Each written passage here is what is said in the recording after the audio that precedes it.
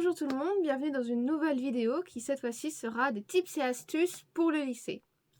Alors, je vous avais déjà parlé dans la dernière vidéo fourniture scolaire que je vous ferai une petite vidéo comme ça avec les petites astuces que j'ai trouvées durant mes 3 années de lycée. Donc la voici. La première astuce, du coup, je vous en ai déjà parlé en short, ce sont les prépa-bac.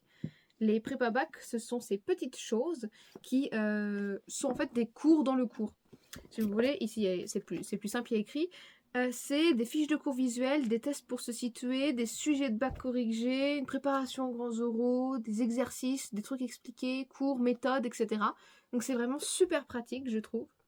Surtout quand il manque une partie dans nos cours. Que ce soit parce qu'on était absent, que parce qu'on avait eu du mal à prendre des notes ce jour-là, ou alors que notre professeur il nous a expliqué mais on n'a rien compris. Eh bien c'est franchement pratique parce que ça résume tout en fait. C'est vraiment un résumé et même si on n'a pas été là, donc il nous manque par exemple une notion sur un mot-clé, un mot exactement où on n'a pas la définition, bah, dans ce livre-là, pendant qu'ils expliquent, eh bien il y a des mots surlignés en jaune.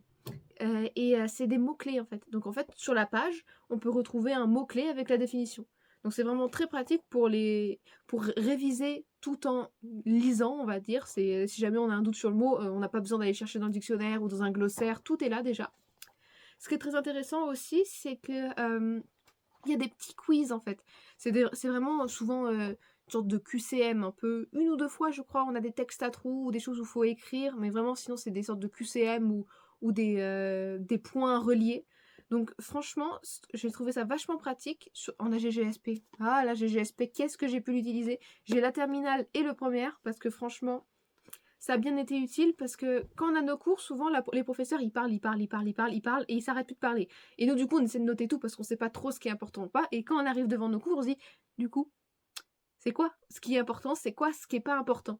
Et vraiment ça, je trouve ça très pratique parce que c'est ce qu'ils attendent pour le bac. Donc vraiment c'est les notions qu'il nous faut sans de trucs superflus. Et si jamais en plus vous avez vous avez plus une mémoire visuelle, j'essaie de la trouver.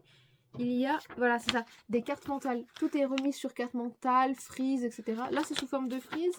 Et des fois, c'est aussi simplement une carte mentale toute simple, avec le sujet au milieu.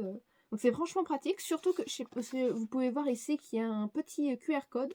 Si vous le flashez, ça nous emmène sur une vidéo faite par PrépaBac, où c'est une sorte de petit résumé, hein, c'est un petit résumé de tout le chapitre. Donc c'était franchement pratique. J'ai pris ça du coup cette année pour AGGSP, l'LCE et tout le tronc commun.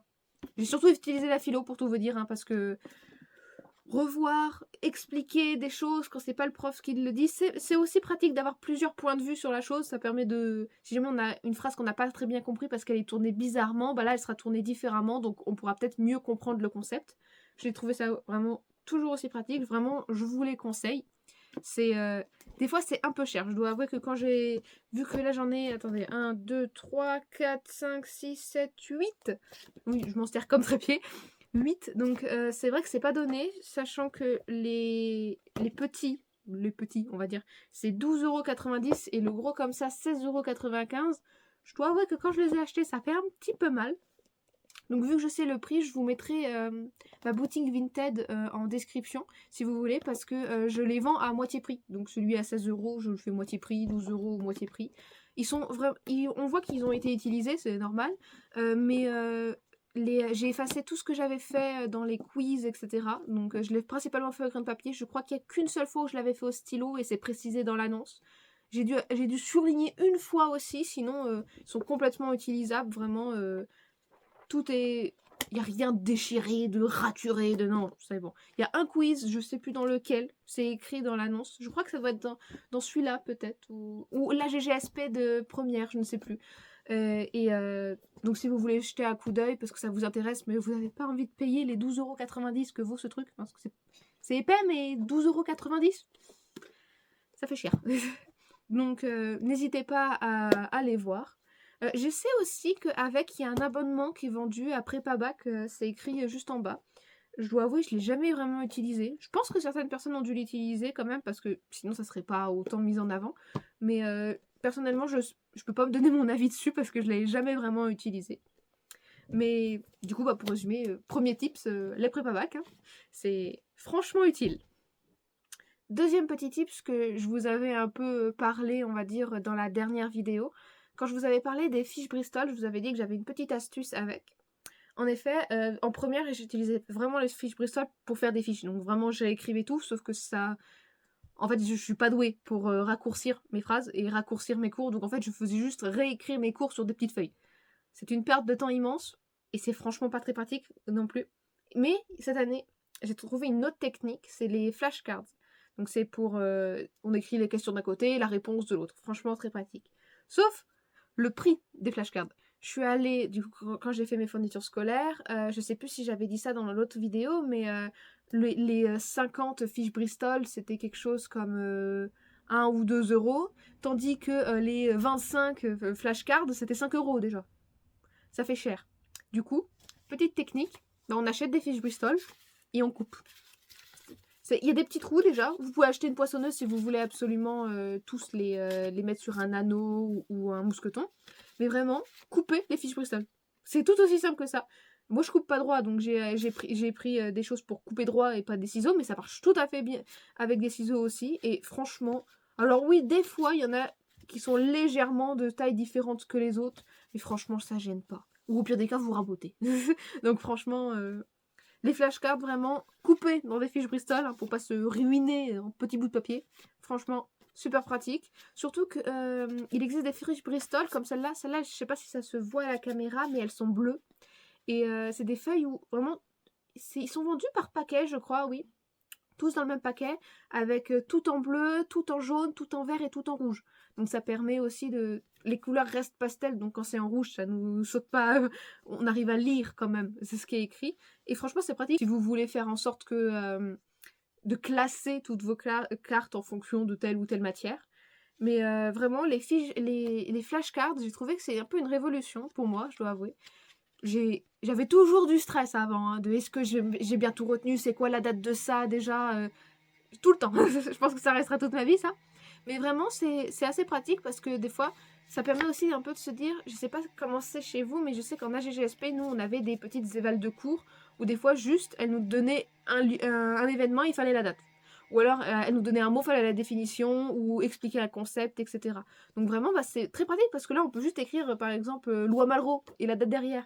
On peut écrire qu'est-ce que veut dire patrimoine et écrire derrière. Donc c'est franchement très pratique. En plus, vu que souvent les flashcards, c'est nous qui les utilisons, on peut continuer à utiliser ce petit concept de mots raccourcis. Donc au lieu d'écrire quand, vous écrivez QD, vous pouvez continuer à faire les abréviations, vraiment, tout est perfect. Franchement, c'est beaucoup, beaucoup plus rapide à faire que les fiches. Et j'ai trouvé ça très utile, franchement. Après, je sais que certaines personnes qui sont vraiment très visuelles, les fiches, c'est beaucoup plus pratique. Mais pour ceux qui ont essayé et qui, comme moi, ne savent pas réduire, les flashcards, c'est le mieux. Couplé avec les prépa-bac, du coup, parce que dans les prépa-bac, t'as les points importants. On peut même s'inspirer peut-être des quiz qu'il y a dedans. C'est... Franchement, les flashcards, moi, je dis un oui.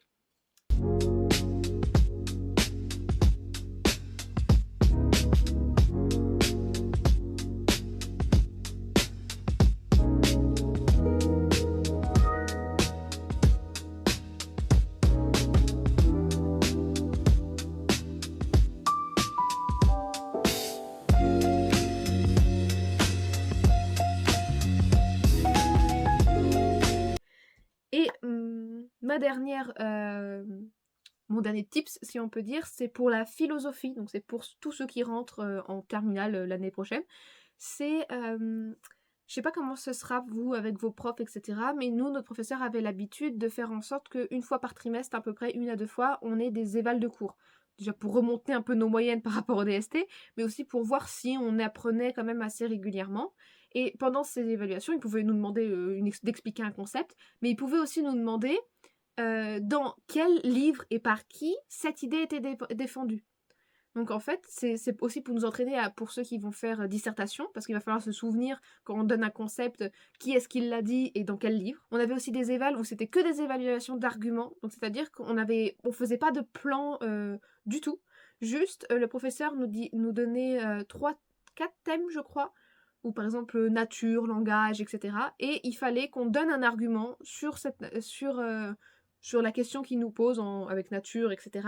Mais avec la personne qui l'a écrit et le livre. Et du coup, après, bien expliquer l'argument.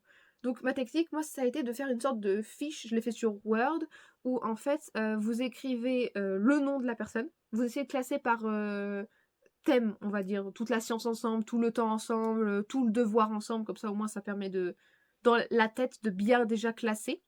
Et ce que vous faites du coup la personne, ensuite à côté vous mettez le titre de l'œuvre.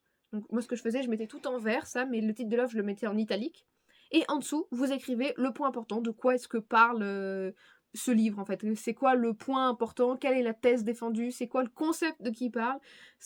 Vous n'êtes pas obligé de faire un paragraphe immense. Si vous vous souvenez à peu près que dans ça parle du langage, bah juste vous dites telle personne dans tel livre, le langage. Et vous pouvez préciser le langage, c'est pour les hommes, les langages, nanani nanana.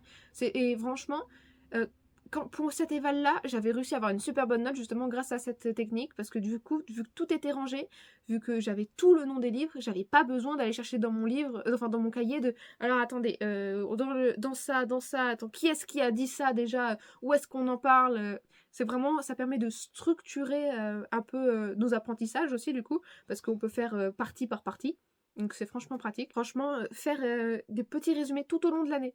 Comme ça, au moins, dès que vous avez fini, c'est pas obligé de prendre 10 minutes à faire. Hein.